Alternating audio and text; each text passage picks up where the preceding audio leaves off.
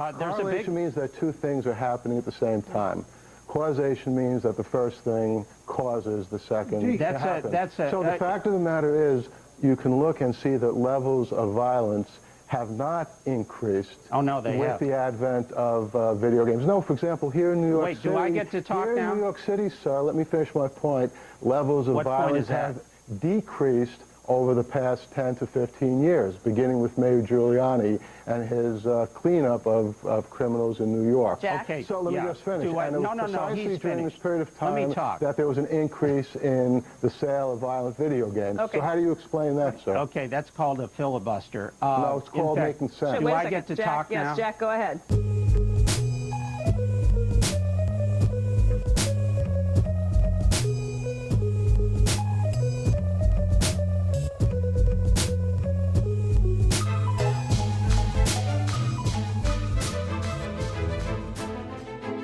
Hello, fellow thespians, and welcome to the latest installment of Scandalous Games Theater, the show where we do dramatic readings of notable moments in video game history. I'm your host, Dr. Kevin Pellizzeri, and for today's installment, we are going back to the works of one John Bruce Thompson for a dramatic reading of his modest video game proposal dated October 10th, 2005. Do unto others as you would have them do unto you. The golden rule.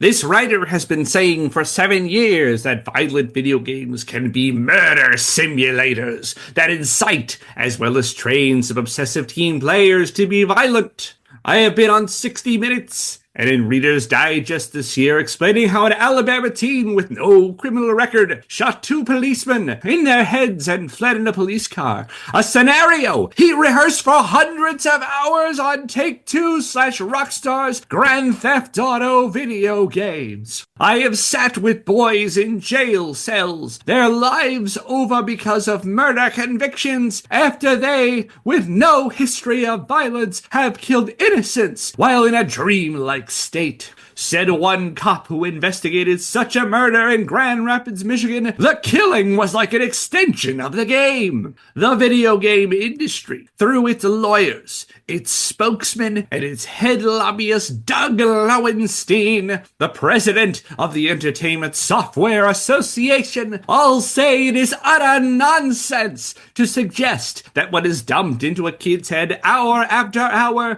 day after day, year after year, could possibly have behavioral consequences. Cigarette ads can persuade kids to smoke, but interactive simulators in which these same kids punch, hack, bludgeon, and maim affect not a whit their attitudes and behaviors, notwithstanding the findings of the American Psychological Association published in August 2005. The video game industry says sticks and stones can break my bones, but games can never hurt me.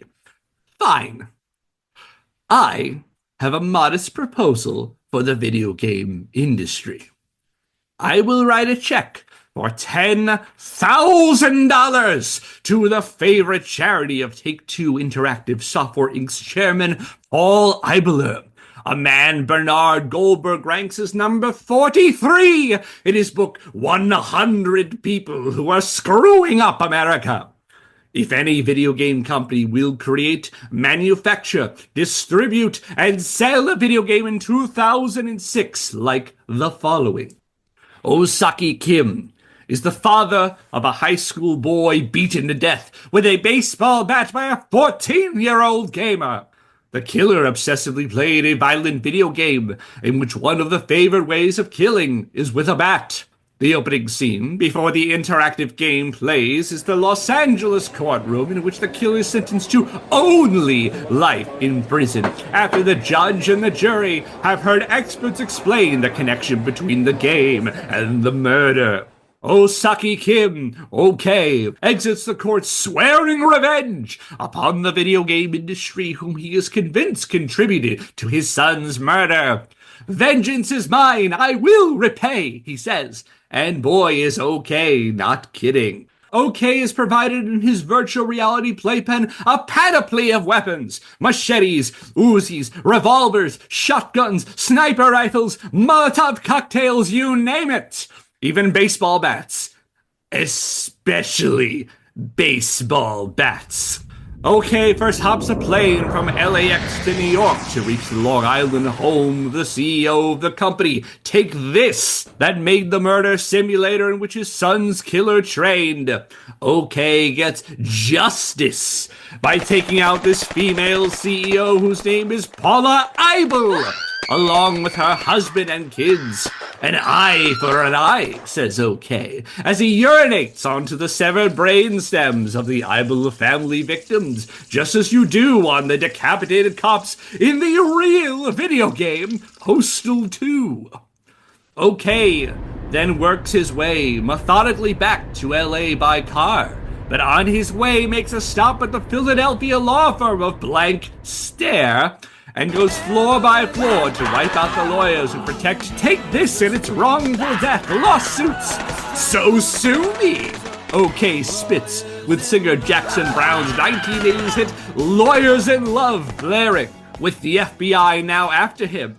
OK keeps moving westward, shooting up high-tech video arcades called GameWorks. Game over. OK laughs. Of course, OK makes the obligatory runs to virtual versions of brick-and-mortar retailers Best Buy, Circuit City, Target, and Walmart to steal supplies and bludgeon store managers and cash register clerks. You should have checked kids' IDs. OK pushes on to Los Angeles. He must get there by May the 10th, 2006. This is the beginning of E3, the Electronic Entertainment Expo, the Super Bowl of the video game industry. OK must get to E3 to massacre all the video game industry execs with one final monstrously delicious rampage. How about it, video game industry? I've got the check, and you've got the tech. It's all a fantasy, right? No harm can come from such a game, right? Go ahead, video game moguls. Target yourselves as you target others. I dare you. End scene. Oh, Jack. So angry. And that will do it for today's episode of Scandalous Games Theater. If you like what we are doing and want to help the show, subscribe or follow us wherever you get your podcasts and leave us a rating. If you want to learn more, check out our website, scandalousgamespodcast.wordpress.com, where I publish the show notes and the sources for every episode. Our theme music is Occam's Seek We by Seek Knowledge via the Free Music Archive. Use under CC BY-NC-SA 3.0 US license. If you have a question, comment, or an idea for a topic for a future episode, email us at scandalousgamespodcast@gmail.com. And until next time, I am Dr. Kevin Impilazeri. Thank you for listening, and we'll see you next theatrical reading. Subscribe to Fat Roll Gaming on YouTube and listen to So We Were Talking About Beast Wars wherever you get your podcasts.